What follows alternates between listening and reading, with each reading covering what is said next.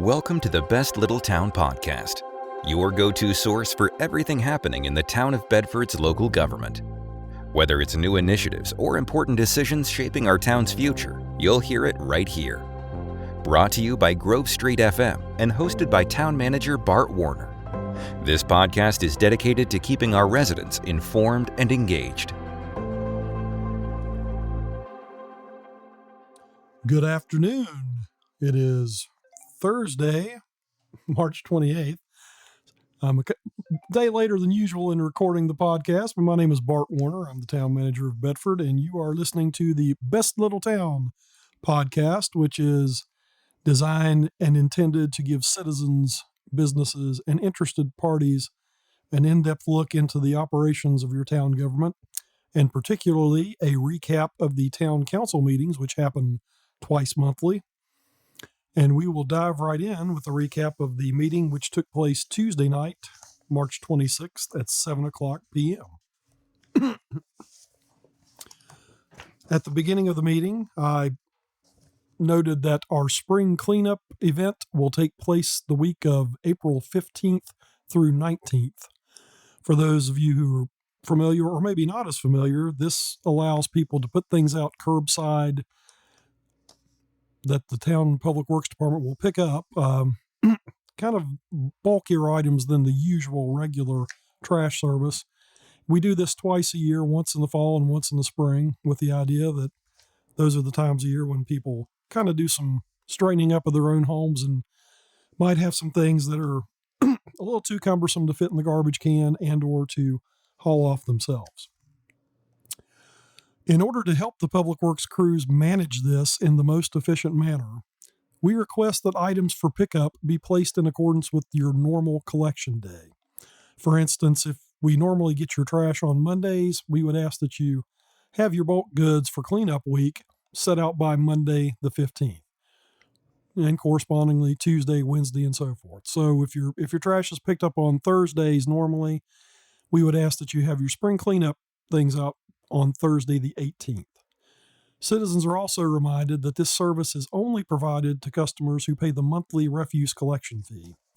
And also, we will advise you that we will do our best to be flexible and work with folks to make sure we pick up everything, but if we can all kind of work together and put forth a little effort, it makes it go by a lot easier for the public works folks who handle this service in addition to their other regular duties during that week. Getting into the rest of the agenda, a few council members offered some comments prior to the meeting on Tuesday. Darrell Updike passed along a customer issue with some refuse services in which they actually required some assistance from Public Works in getting their normal weekly trash can pulled up closer to their driveway.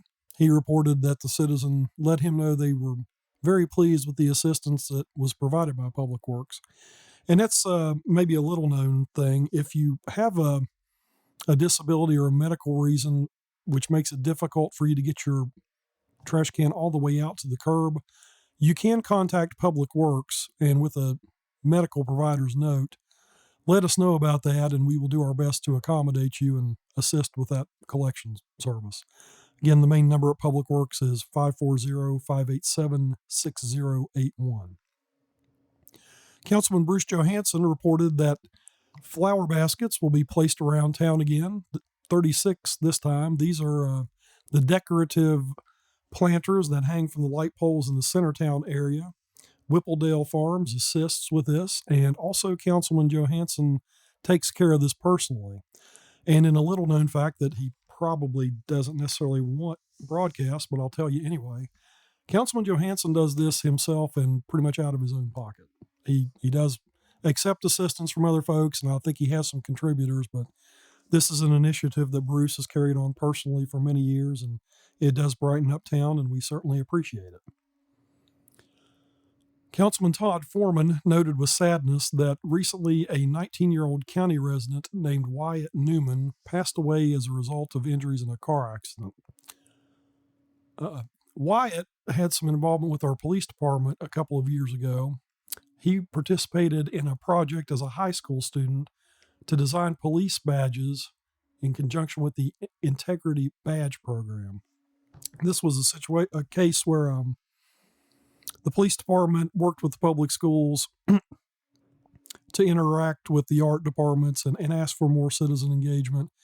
And we had several submissions from students for badge designs, and we did actually implement several. Wyatt Newman's design was the one that actually obtained the most votes in the contest related to that. And his badges were worn by the police department, and Councilman Foreman reported that as part of young Mr. Newman's memorial services, we were able to present one of those badges to the family. But we appreciate his involvement. We appreciate his legacy. Of course, we recognize the tragedy of a young life that ended much too soon, and we ask that you would join us in remembering the Newman family in their grief, and please remember them in your prayers. Moving on to the regular agenda for the town council meeting, there were 2 public hearings that were held, both of them related to items originating from the Planning Commission, and I'll speak to those momentarily as they also involved new business items. In the consent agenda, there were 2 matters that were approved by council there. One relates to a rolling procession request from the Bedford County Parks and Recreation Department. This is in conjunction with the opening day ceremony at the county baseball field on Bedford Avenue Extension, which will take place Friday, April 12th from 6 p.m. to 9 p.m. with a rain date of April 19th. This is a great event that County Rec sponsors to kick off the baseball and softball seasons for our young folks, and it's basically a kind of a parade procession that begins at the county health department and winds its way down the street and sometimes up around the curve to the primary school. Of course, town council unanimously approved that request. Also, as we mentioned last time, we had a request from the Bedford County Republican Party to utilize our council chambers for their meetings on a monthly basis. The fact that that would be a monthly meeting that involved a reservation meant that it would come under the auspices of the town's facility use policy, and also that there would be a fee of $50 per instance that would be charged by that policy. Council had considered providing a discount for the group since they do provide obvious community services to Bedford, and also that really we don't have a lot of folks that meet on a regular basis. But after discussion, council unanimously agreed to maintain their existing policy, and we expect that the Republican Party will meet on a monthly basis in full accordance with the town's reservation policy. Moving forward into new business, the first item of new business was a conditional use request for a bed and breakfast use on Grove Street, specifically 807 Grove Street. This was also the subject of a public hearing at which the owner of the property, Mr. Eric Borghoff, spoke and explained what they intended to do. This is a new home that's being constructed just around the corner from Beal's Brewery, if you're familiar with the neighborhood. Mr. Borghoff explained that he owns the property, but their intent is to get some extra usage out of it when he and his wife are not necessarily present there, and kind of to maximize the use of that. He was the only speaker at the public hearing. There was no opposition to that expressed publicly at either the Planning Commission or the council meeting. Ultimately, town council approved that request by a unanimous vote. The next item of new business was also a zoning matter, and this relates to a proposal to construct 18 townhouses on a lot that's located at the corner or intersection of Brooks Hill Road and Roberts Lane. This request was submitted by the Carter Family Trust, who own the property. During the public hearing, Gary Howard, who owns a property in the neighborhood, stated that he had some questions about the proposal, how it would affect the area, and concerns about the type of housing that might be involved. He was the only speaker during the public hearing. In their discussion of the actual council business item, council had several questions that were answered by Mr. Will Yeager, who is a local engineer and who is serving as the developer or agent for the Carter family.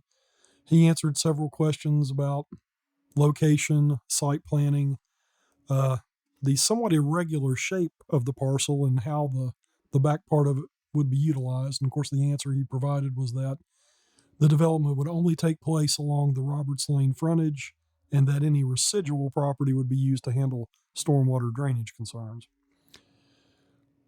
Town Council voted unanimously to approve the conditional use permit based on conditions provided and recommended by the Planning Commission. Those conditions included having the developer come back when they have a full site plan to discuss specific design and materials that will be used, and also that the new zoning standards, which were recently adopted, would fully apply to this proposed development. Again, that passed unanimously with all members of council supporting it. The next item of business related to an ordinance dealing with campaign financing reporting. This is basically a matter of council considering local regulations that would require identification of contributors or those who pay for political signage, and this would apply to their own elections, town council, and other local offices within the area. They've been talking about this for some time with the town attorney. Tuesday night, they took no action. They've delayed it for further consultation with the town attorney. The final item presented on Tuesday night was a presentation of the proposed budget for fiscal year 24-25. Those of you who follow local government closely might know that, but the rest of you may or may not be interested to know that our fiscal year begins on July 1st of each year and runs through June 30th. So our funding cycle for all our activities observes that 12-month period, and we're coming up on what will be a new year, July 1st. In anticipation of that, staff has put together a proposal for the work plan and the manner in which we will pay for that for the coming fiscal year. This was presented by Ann Cantrell to council, and I'm not going to attempt to recoup all the great information that she provided. We recorded the meeting. It's available for you view on YouTube, but some of the highlights I'll just mention. The town's financial position is very solid, continues to be so, and we expect to maintain it in that regard. But there are some challenges coming up of which we're aware. One relates, again, to the reversion agreement from 10 years ago. The town currently receives a payment of $750,000 per year related to that agreement, but that payment expires in 2028.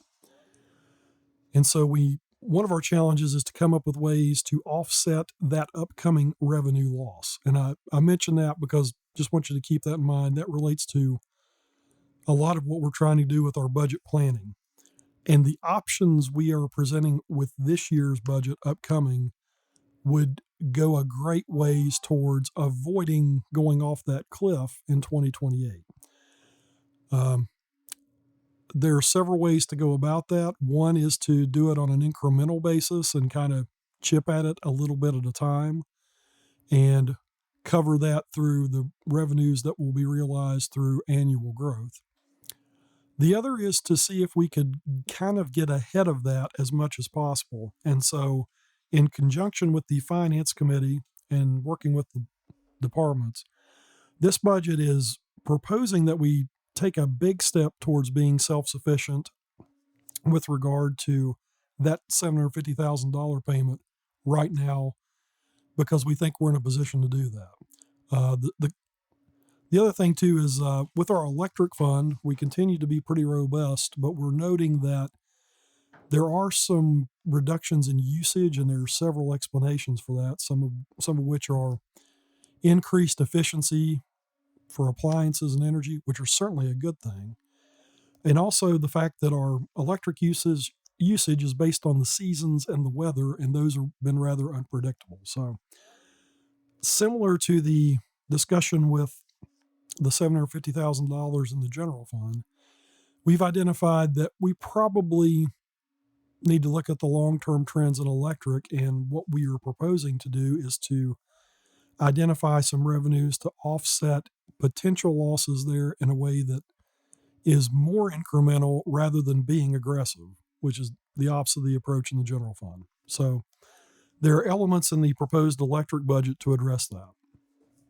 I will say basically the discussion that council is likely to have is whether or not to make use of existing financial reserves in all of our funds to manage the uncertainties and the challenges we know about, or to try to identify revenues right now to kind of make our funds whole and use those reserve funds for other capital needs and capital projects.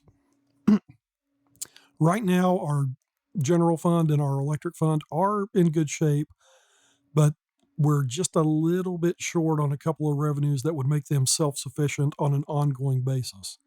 And while we do have robust reserves that we can use to plug holes, we'd really like to do what we can to make sure that we meet the day-to-day and operating responsibilities that we have without incurring a large burden on taxpayers in the future.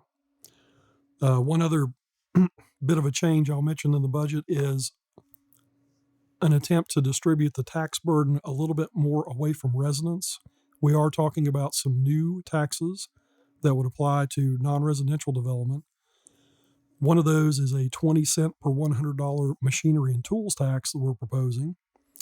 The other is extending the business professional and occupational license, or BPOL, to apply to businesses with $2 million of retail sales and above. There is a lot of concern about taxing businesses and the impact of that, which are certainly reasonable. With this year's budget, we reenacted the BPOL for businesses of $3 million and above, but the rate we charge is actually half that which our neighbors charge. And by that, I mean the BPOL tax is something that all towns are authorized to charge by the Code of Virginia. And until we reenacted ours, we were one of the very few towns, possibly the only one in our area, that did not charge the tax at all. But when the tax was brought back with the fiscal year that ends June 30th of this year, council actually set that rate at 10 cents rather than the 20 cents that is charged by our neighbors. So what that means is there are businesses in Bedford that are also present in other localities around us, and the businesses in Bedford are going to be paying a rate of 10 cents while those around us are paying 20 cents.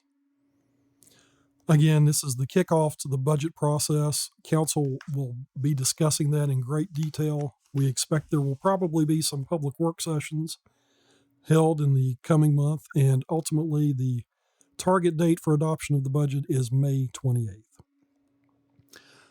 As always, I thank you very much for your attention to these matters, for listening to me talk. Hope this is informative. If you have any questions about this or any other matter, please feel free to contact me at any time. The main number at Town Hall is 540-587-6001, or you can email me at bwarner@bedfordva.gov. Things continue to look good for the future of the community. We are seeing growth. We are seeing interest in our community. On a side note, I will mention that, as many of you are aware, we have a vacant public works director position. I am currently looking at candidates to fill that important role, and currently we have 40 applicants that we are reviewing, and a lot of them look really good. They're really well qualified, and we've attracted a pool ranging from, well, all the way from California in some instances. So we appreciate the fact that these folks are interested in coming to work here for the town. We appreciate the fact that you choose to continue to live here, particularly in this day and age when you can be anywhere you want. And on a personal note, I thank you for your grace and support, and I assure you there's no other place I'd rather be than here in the world's best little town. And until next time when I join you, I wish you good health and good weather.